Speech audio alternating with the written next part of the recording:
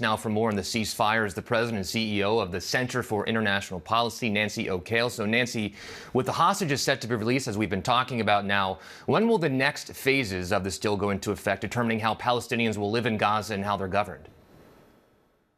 Well, thank you so much for having me, Perry. Of course, this is a day of huge relief, seeing the scenes of Palestinians in Gaza going back to what used to be their homes, because some of them are like completely, or most of them are completely destroyed, seeing the families of the hostages celebrating already, waiting for the moment that they would see their relatives back home.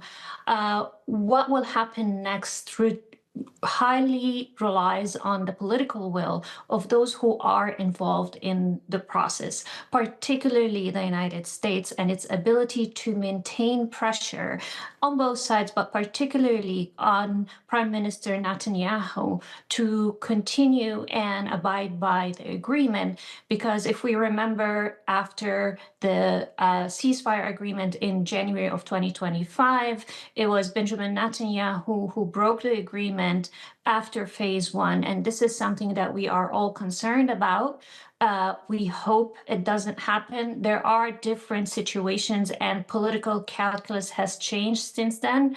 And all eyes are on Sharm El-Sheikh tomorrow for the summit of peace, as President Abdel Fattah al-Sisi have referred to it, and President Trump.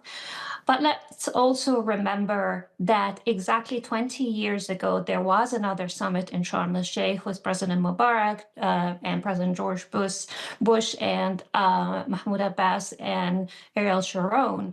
And there was also a cessation of hostilities after the Second Intifada. It wasn't a treaty, it wasn't an agreement, but there was a sort of a commitment from those leaders that there will be a cessation of hostilities and there will be release of Palestinian prisoners.